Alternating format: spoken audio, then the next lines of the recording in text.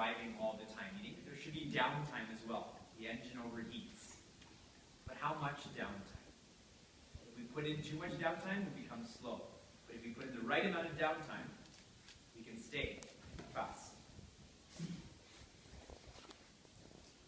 5 minutes for the body, 5 minutes for the mind, and 5 minutes for the intellect. This is the resolution that I'm proposing to you. It's inspiring because it makes one a balanced person. It is clear. 5 minutes in the morning, 15 minutes in the morning total is not complicated. It's within, you don't need to buy anything, put it that way. You need no context. And it is to be examined. You know what will happen when you start running for 5 minutes?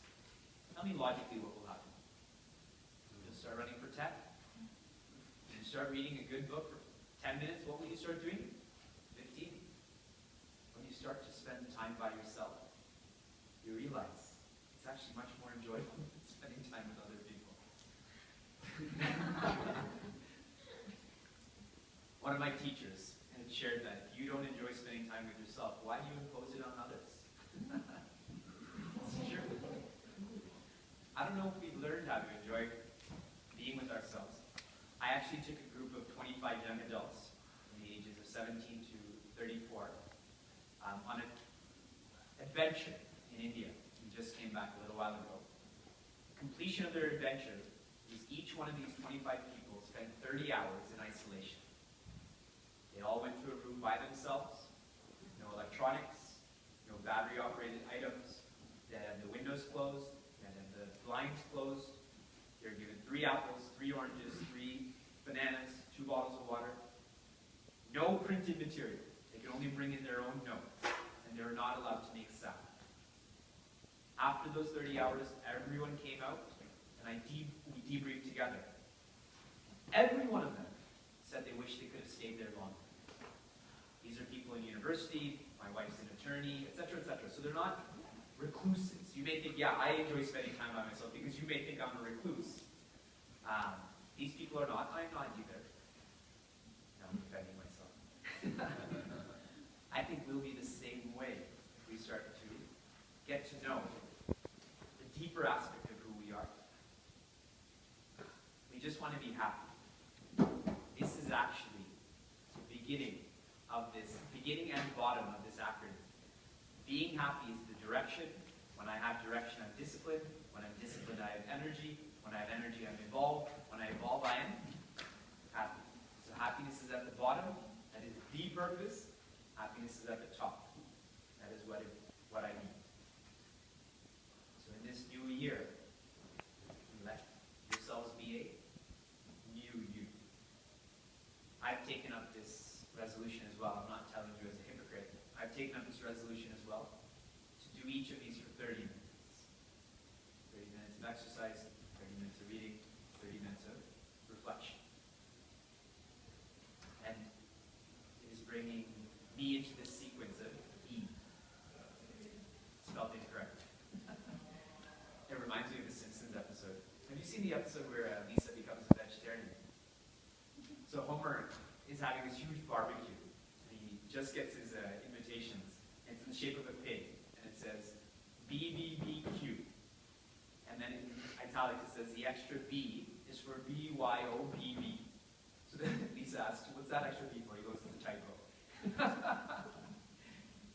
Put it up on YouTube. It's very fun. It's very fun. You have to see Homer sharing all of this. It's 7 o'clock now. We had started at 6:10. If any of you have the time and you have questions, then I can stay here for maybe 10 more minutes. If you have to go, you can. You could have gone at any time, but I'm happy that you didn't. Does anyone have any questions that they would like to ask on this subject or any subjects? Do you have a question, Charlie? Okay. Questions from anyone? Please, nice and loud so everyone can hear you.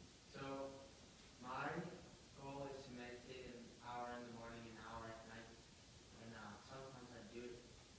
And I'm just having trouble, I guess. I feel like I don't have enough time sometimes, but I know that meditation is more important than anything.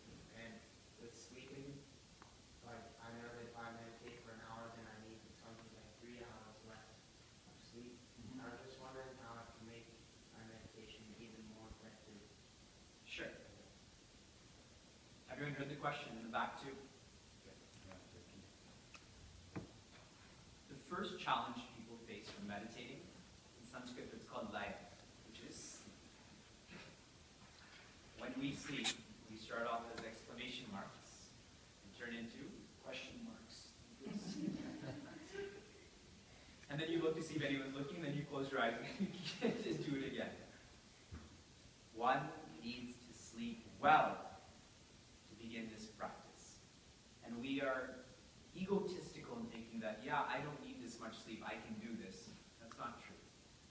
It's like someone taking up the half marathon without training. You're going to hurt yourself. Just being egotistical, right? Have the honesty that some sort of training is required for muscles, for one's lungs. So sleep well, okay? You're right. If one meditates effectively, the quality of their sleep grows, and they don't need as much sleep. Swami Chinmaya slept at 12 a.m. and woke up at 3 a.m. for decades, and traveled around the world speaking 3 times a day with such clarity, because it was so deep into one's potential. And we can see that in ourselves as well if we begin this practice. Quality is more important than quantity, so if you feel, make the morning meditation more into your practice and sleep at night. So you're doing 1 hour in the morning, 1 hour in the evening. If you feel like you're tired, then don't meditate in the evening, but make that 1 hour in the morning stronger, better, if possible, longer as well. So concentrate on that. Okay? So I'm just so happy with the answer. Any other questions from anyone? You were talking about establishing something where you have a direction towards it, and how if you follow something that I guess you're directed towards or you enjoy, you follow through with it a little bit more. I particularly remember the Cancun example versus the class example. So what I was wondering was, what if you're in a situation where you actually don't, like the direction or the environment that you're being put in is not something that you're satisfied with? In the sense like, you're at school, but you honestly don't really care about the classes you're in or the grades you get or anything of that sort. How do you establish direction in a situation like that? Sure. I'll tell you 2 personal examples. It was my niece's birthday on my wife's side, and she said we have to go to this birthday party. And I said I don't have time. And she honestly told me, meaning respectfully, we weren't arguing, she said, anything that you want to do, you will make time for. And it was such a clear insight into that is how I am and everyone is. Anything we want to do, we will do. And that's why I said the goal should be inspiring. You should decide that. Next example, personal example. My younger sister is a chartered accountant, and I would teach a class at her apartment in Toronto every Sunday. And every Sunday I would get there early, and we would chat, and she would say, I'm unhappy, I hate my job. And I told her, you have 2 options. Either you need to change your job, or you need to change your mind. And she said, good, I'm going to change my job. I'm going to change my job. And I said, fine. But 6 months from now, we're going to have the exact same conversation. You're going to find something that you hate about this new context. Context has nothing to do with anything. The second greatest fear humans have is, social scientists share is, public speaking. Some people love public speaking. You can't take the mic away from them. Some people, you put the mic in front of them, they can't open their mouth. It has nothing to do with the context. It has to do with the content. Our problem with school is that we don't understand the purpose of school. The purpose of school is not to get a degree. The purpose of school is the SQ. IQ, EQ, SQ. It is a full package to learn how to interact with people, to learn hygiene, to learn planning, to learn to be healthy, to learn to deal with pressure. Once I know the purpose, I start moving in that direction.